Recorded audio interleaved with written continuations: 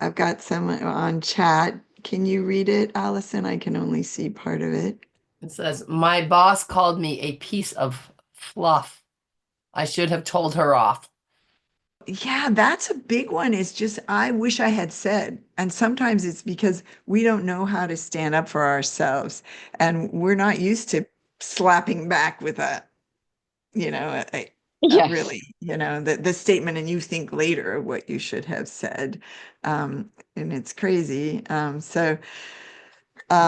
you don't have to tell us any big details about your situation, but would you be willing to let me just work through this with you in a small way? Sure. And hopefully we Yes. can still come back to Kaylee or someone else too, but this situation may be really big and heavy for you, or it may just be a small regret of, you know, that bitch, why didn't I just say blank back to her? So what is it? Does it feel really big and heavy? And Well, it's just like a repeat of everything. I just kind of laugh it off and be Miss Nicey, but then I beat myself up after, like, you know, what what is it about me that invites these kind of comments?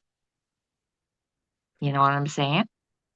yeah, we become like, yeah, a punching bag, like a person that's Yeah, people yeah. find it easy to to tell it like it is to us or something.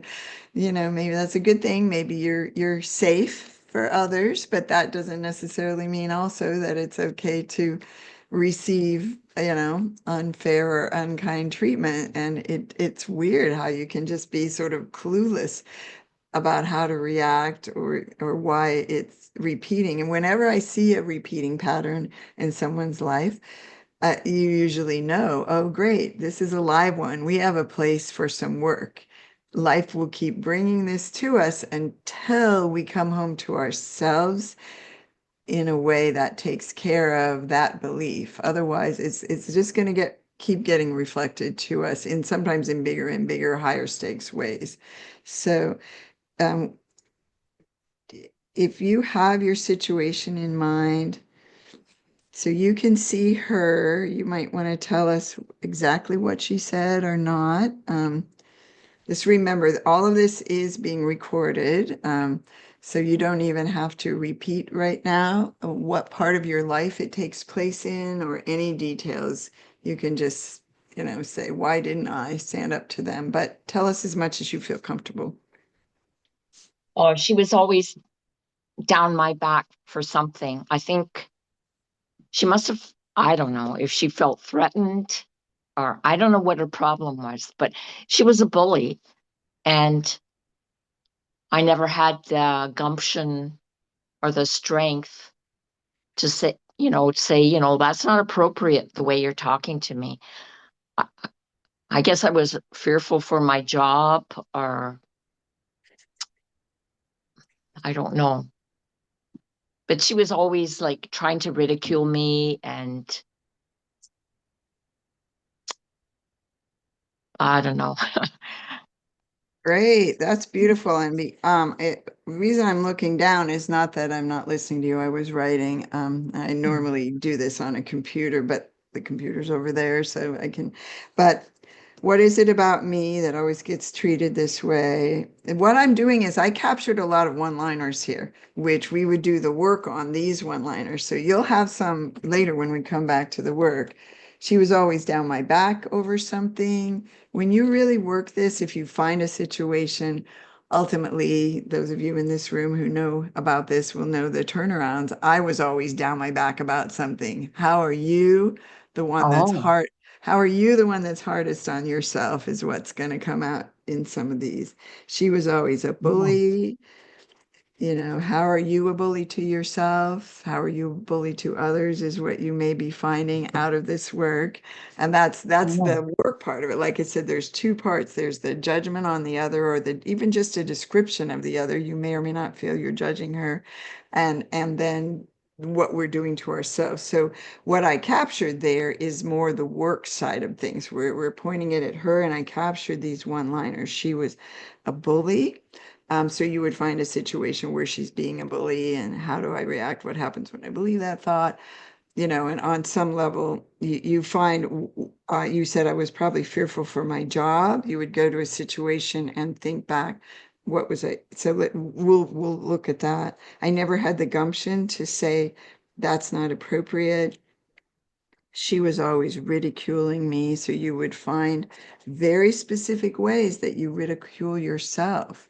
And then rather than beating yourself up for that, we find, well, what's the thinking behind it? Why would you have? Of course, you would have learned to treat yourself that way.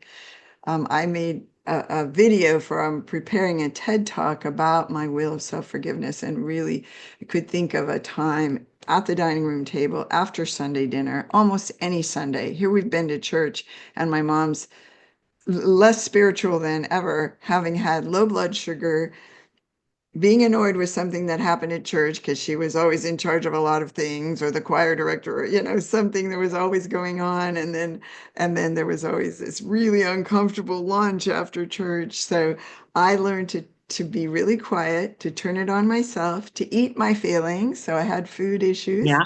Um, so all of that, where you say, wait, of course, I don't want to keep adding on to this and beating myself up for not knowing how to respond to her.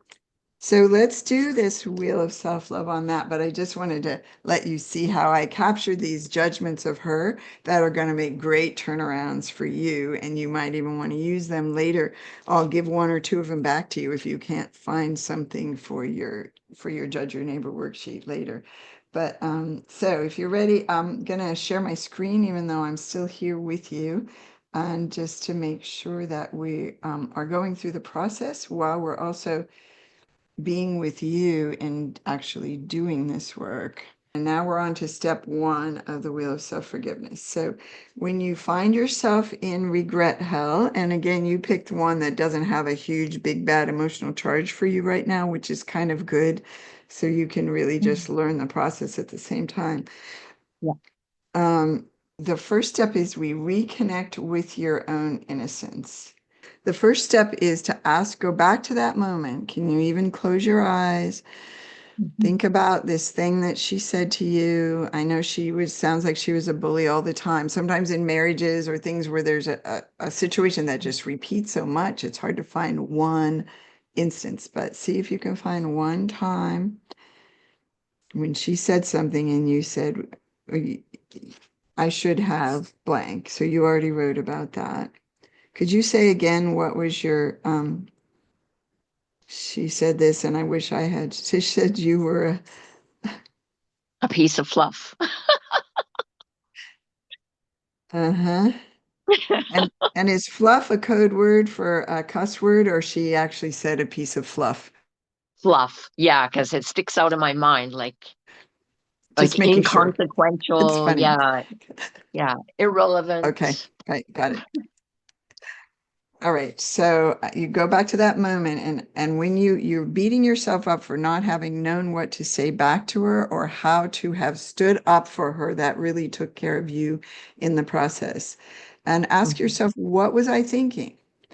What was I thinking that I couldn't stand up to her? What was really going? Think of, just see yourself, who you were. How long ago was this? Oh, probably a good 10 years. I Okay. just felt paralyzed, stunned, because I would never say that to somebody unless I was really angry, maybe. Um, Paralyzed because, that's it. It touched childhood wounds of my mother discredited me all the time. So it was just touched those wounds, and I was just paralyzed. I guess that's the only way I can describe it. Oh, that's so great though that you are able and get in touch with that how vulnerable you really were in that moment. So this is what we do in step 1. You go back. Here's you back then. Whatever you were, every iteration of your life, that was still you. That was innocent, wonderful you, believing your thinking. having these survival fears and having been put down by your own mom. And when that all started, you were a child. You didn't have power. What would have happened with your own mom if you had stood up to her? Oh Would my gosh. Back then I would have been assassinated. you would have what? Been assassinated. Yeah. So how would you know how to stand up to somebody putting you down in these ways? It was Exactly. totally not safe. And so what do we do with that? Whether we're little or now, we turn it on ourselves. And we Yeah. really come up with a belief, if I just beat myself up enough, I'll do better. I'll be able to fix this. It's not, or we believed back then, it's definitely not safe to attack back or stand up for ourselves or even leave the room when she's going off on you. There would have been big consequences. So you learned A, not to speak up, and B, to start thinking, well, what am I doing wrong? How do I need? You start believing everything she's saying about you, which disempowers you even more, or you believe I have to fix it for her. I'll make it better for her by beating myself up. If I beat myself up and figure out what I'm doing wrong, I'll do better. So that's the motive behind why we all got going on this I like to say we have a self-criticism epidemic, at least in this country, Yeah. especially among women. So quick to turn on ourselves. And when we do, it's called self-abandonment. We walk away from the part of us that needs us most. And then we also want other people to make that better. I see somebody. So anyway, so yeah, that's what you were thinking and believing, even if it was kind of unconscious, flying under the radar, you were paralyzed. You had no tools for how to respond to that kind of minimization. Anything else about that time in your life? What was going on with you that were just really wanting to go stand with, by, and for the you that you were in that moment? That's step one. Well, there was two other coworkers that witnessed it, so that made it even more embarrassing. Um, so I Yeah. felt ostracized and embarrassed, Yeah. powerless. Yeah, and embarrassment is a great thing that we can get on top of with this work, because sort of shame is from within. Embarrassment is where we don't want to be seen by others in that way. They all come back to a story of they need to see me this way, and now they're not, and so I feel bad that I showed up. Anyway. So you can see that these feelings were probably totally in your conscious mind. Do you remember Yeah. how you felt when she said it in your body? Um, Tensed, shoulders went up, hurt, and shocked. Yeah, and like when your shoulders go up, it's like we're little. We're like a Yeah. turtle. Our head wants to go in and protect ourselves. Yeah, there was like nothing in there that was maybe there was there any part of you that wanted to say something or even cooked up a response but couldn't say it, or just none of that? You're just Yeah, frozen. none of that. I was just frozen. So Flight this or goes to yeah. this Yeah. goes to the depth of your childhood wound. In Yeah. that situation being repeated, it's like that same movie just got played for your mind. You're a Yeah. child again. You have no tools to deal with this except to feel bad, beat yourself up later. Um, Yeah. yeah. So can you love and forgive yourself for not having known how to say something back to her? Oh, totally. Yeah. I didn't have the tools and didn't have the background, didn't even have it, didn't even know what a tool case was. And because it's all like my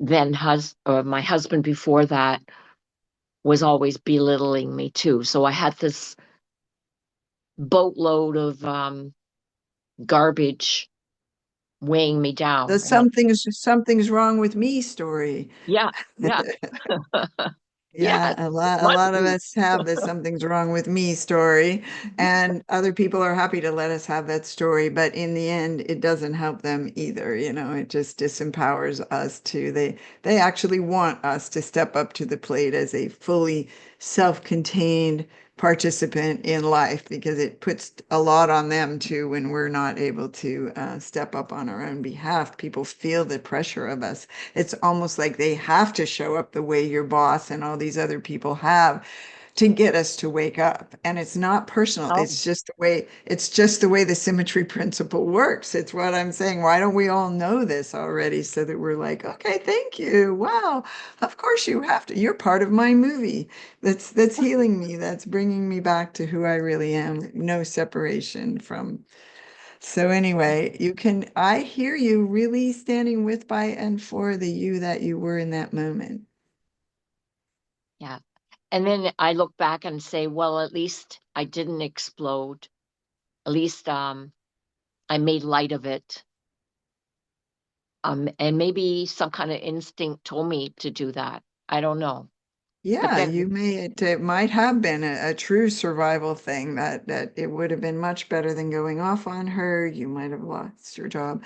So again, if you were like Kaylee, where you're still in it and when you really, really feel that, I feel that you're already pretty much past this, but let's still then work through it to get the other part. We're going back to who you were, and anybody else has a regret story, try to be working this with us.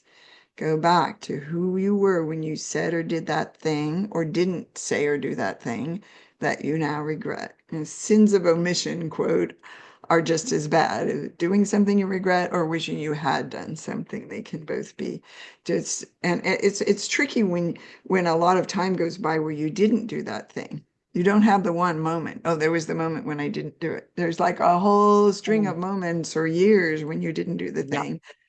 But yep. still, you can just say, that was the me not doing that thing all the time. What was I thinking and believing? So that's step one. As you go back, you stand with, by, and for the you, and you really look at who was I? What was I up against? What were the beliefs? What's the programming?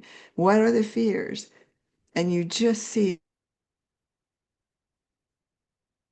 oh my goodness, I could not have done it any different. I write about this quite a bit in one of the books about there's this could have thing. Well, I could have blank. No, you couldn't have because if you could have, you would have. There is, Mm. my mind was wired for should have. Everybody in my family believed my mom when she would be even driving. Oh, we should have gone that way. You know, no, you shouldn't have gone that way. That was just a mind thing. It has nothing to do with the unfolding reality. We should have gone exactly the way we did because that is all there is here in this life, in this moment. We went that way. So we should have gone that way until we start going that way. And that's how we'll know when we should go that way, when we see it happening. And it's just a wonderful way to live in alignment with the reality that's unfolding. So if you go back to who you were, the second part is what do you fear? So what do you, at that point, what would you fear? What do you fear would actually, it's not what do you fear would happen if you had spoken up. It's even if you forgave yourself for the thing that you did or didn't do, there's still, okay, but there's a bad consequence of what I did or didn't do. Might be a little hard in your situation now, but all those years of not speaking up for yourself, not knowing how to respond to these people that were putting you down, what's your big fear of the worst case outcome of not having done that? Oh, that I'm worthless. That everyone views me as of, of little value, of no value. So Because that's you've never spoken up for yourself that you fear. Okay. And then what's interesting is we put the fear in. So like in Kaylee's situation, she the fear, okay, she can forgive herself for the fact that, maybe you're not there yet, but I think if you work that, you'll remember who you were in not asking for more in the divorce, for example, or in not knowing how to stand up to your husband in ways that might now be impacting on your daughter. So these are your fears that I wasn't able to do that differently. Now and like you said, when it's our own kids, it just hits us so hard if we think we could have done something differently to keep them from experiencing pain.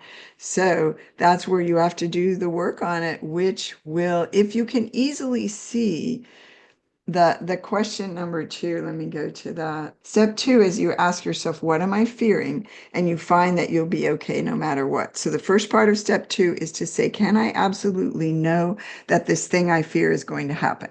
So maybe we made a mistake and we think, oh, that person's going to be mad at me because I said blank. Can you absolutely know they're going to be mad at you?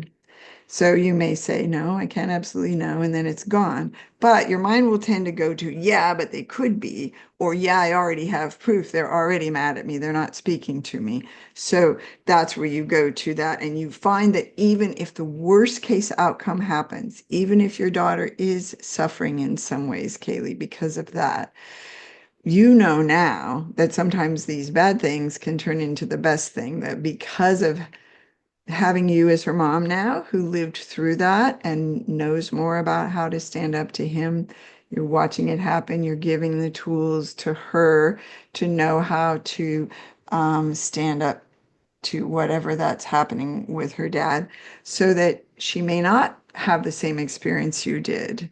She may not have the same experience now going forward in her relationships and her marriage because of the fact that you didn't. She saw the cost to you. It's happening to her now, and yet she's got you who have done your inner work and will be able to help her create. You've already broken generational patterns. Kaylee even invited her mom to be in our year-long group. And there were some big issues, and her mom was willing to do it. And so their relationship is very different than it used to be. But it turns out that because you're here, so you could find, that's just, I'm not trying to do your work for you, but an example of something that you can go all the way to something really bad is happening. And we have to be able to go all the way to our very worst case and say, okay, can I absolutely know that that's a bad thing? Can I absolutely, I mean, the thing, of course, we all fear that something really bad will happen to our children, and not just you, Kaylee, but anybody. Or that they will die, or that they will go into a deep depression. And, whatever it is, the worst case outcome, we have to know that that's still not worth beating ourselves up for. That just brings more hatred into the world, more regret. We still can find our own innocence. We can still find what we were thinking and believing. We can still be the one. Maybe the whole spiritual journey is about this really, really bad thing happening so that you can find forgiveness for yourself, when you would think, well, nobody can forgive themselves for X. But you would have to really come back to unconditional love. So for any of us, so you have to be able to find, suppose, Sharon, that your worst nightmare is that, well, maybe it's true. Maybe I am fluff. Maybe I am unworthy or worthless. And okay, so whatever that judgment is, first of all, it's just a judgment, and we can't really know what defines worth or unworth. But can you find that if that is true, can you absolutely know that it's a bad thing for you to have had all these people putting you down over the years and you not knowing how to stand up to them? Can you give one example of how it could possibly be a good thing for you, for others, for the planet? Well, I think Winston Churchill, didn't he say that apple tree or something with the most blossoms get the worst, something like that, gets the worst criticism. So I don't know. I think to myself, well, what's wrong with these people that they put me down? Like, I don't go around putting people down. So, like, it's their stuff, right? And Well, on one level, that you can really use that judgment then on the other side of the thing in the work to find out these yeah, people go around putting everyone down. I go around putting myself down. And yeah, you say you don't put other people down, but you are in your mind. And so when you get really yeah, honest with yourself about that, that you think mhm, she's a bitch, that she, and even if you didn't yeah, say it, that maybe the outcome is that you came here today and you found me and you yeah. found this work and these wonderful women Okay, and everything turns around for you and there's more love in the planet because you're no longer beating yourself up. And maybe that's one good okay. thing. I like that. Thank Um, you. and anybody else have any turnaround examples for her? How could it be possibly a good thing that she went through all of that, people putting herself down, her believing she was worthless, and not knowing how to lash back at them all this time? Is it possibly a good thing that she didn't know how to lash back? Anybody have an example? Do you mind if we open this up to the peanut gallery, Sharon? Oh, no, We that's great. Thank you. We are doing a little piece of the work right now, which is part of step 2 of the Wheel of Self-Love. You usually look and you find, oh, you know what? I can't absolutely know that would be a bad thing. And I can't absolutely know that my worst case outcome would happen. So often the thing we fear doesn't happen. But we know, oh, if it does happen, I'm going to be beating myself up. But this is, if you can't automatically see that, then you go and do a piece of work on it. What is the fear? You write down the fear and you turn it around. Anybody else can see you? What we do is we find the turnaround to the opposite. I would say I have one. Do you want to hear it? Yeah. Maybe it was true that all those people along the way needed to not have you stand up to them. They needed you to just be that whipping post or that pillar of kindness. And that you, rather than you lashing back, maybe you would have lost that job or that relationship or something along the way when you weren't really ready. You showed up exactly Mhm, the way you needed to. So my should have story was this light bulb moment for me that made me mhm, want to get certified was when I mhm. saw I should have done it because I did. That's all there was. I shouldn't have said it because I didn't. That's all there was. So we can't know any more than that. So we're just hypothesizing about the ways things might have been good. But all we know is that life unfolded exactly as it did. It brought you exactly to this moment. Your work is helping other people who beat themselves up right now. The ripple effect of that might be your biggest contribution. I know it may seem weird, but we have to go through what we have to go through to be at the moment where we wake up to it and not a moment sooner. And we can say, oh, I should have known better. Or why couldn't I? It's like, no, you're exactly where you are and were. Mhm. So All I don't right. know. Do you hear that? Can you feel that? Yeah. And I think that's true because, yeah, I didn't lose my job right then. I didn't lose my marriage right then. And I got stronger, believe it or not. And your work will be the two things, not only the opposite, which is what you just found, but to find are you your own worst enemy? How are you worse than any of them when it comes to putting you down, beating yourself, believing you're not worthy? You're the one. They can say whatever they want. It's only when you believe it that it becomes a problem. Okay. All right. Good to know. Yeah. Okay. Right. So this recording is here for you. So I'm throwing a lot of, new concepts at you. But so that turnaround to the self, how do you put yourself down? How are you a bully to yourself? How are you always, you said she is always ridiculing me. And again, I'm kind of going back to your initial statements. This isn't Yeah. so part of, but that'll be part of your work to find. And then how are you doing it to others? Because what I found is I was all innocent and spiritual, and I would cry instead of getting angry. And it was like, no, I was pissed off. I was mad. I was resentful. I wanted things from them they weren't giving me. I was Mhm. I was just wired to turn it on myself, but then I was resentful too. So your path Okay. will be to see, wait a minute, how am I ridiculing them if only in my own mind? How am I a bully to myself, to others?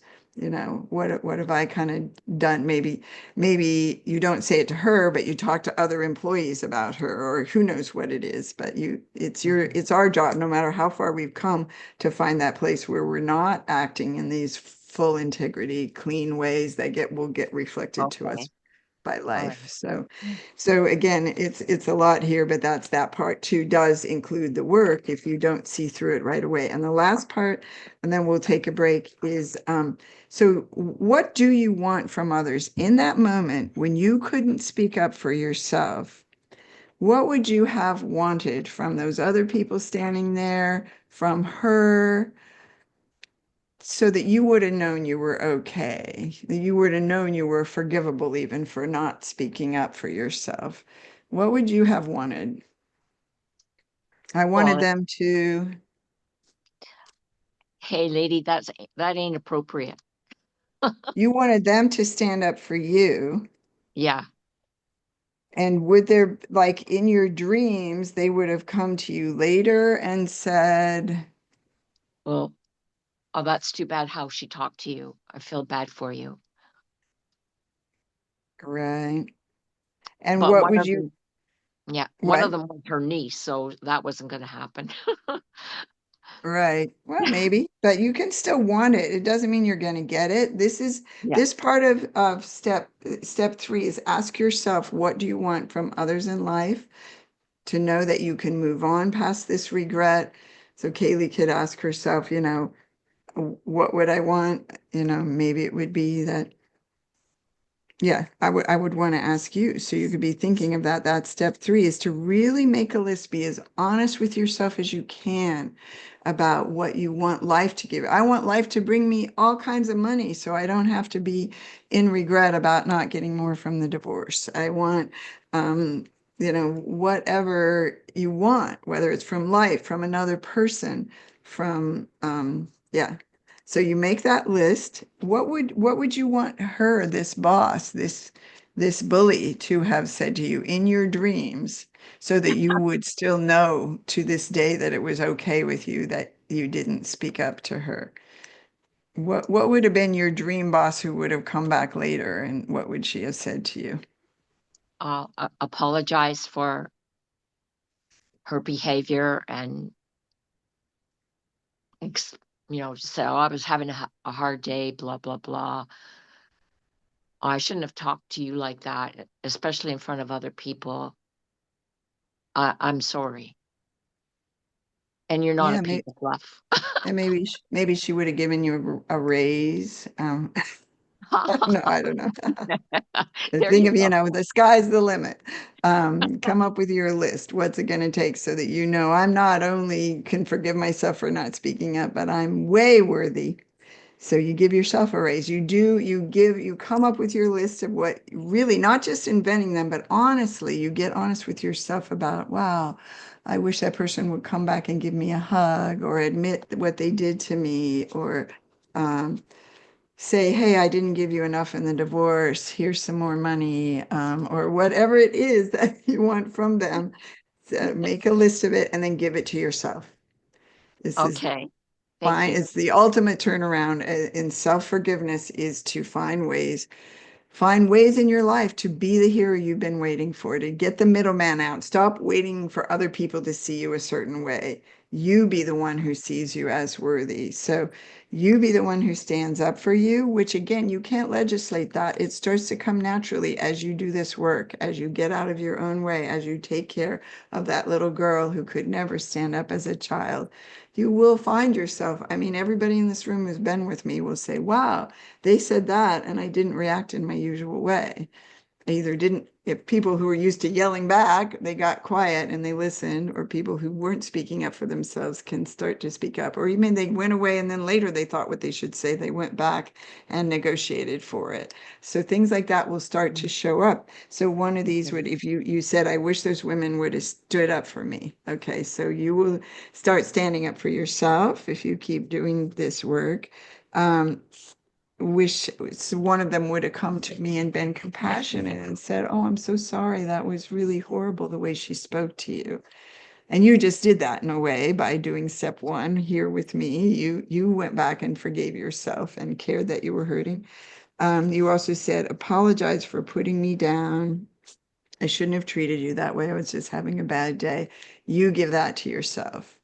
You say that to those little girl parts of you who are still waiting. They're like, "Hey, we're ready to go out and play.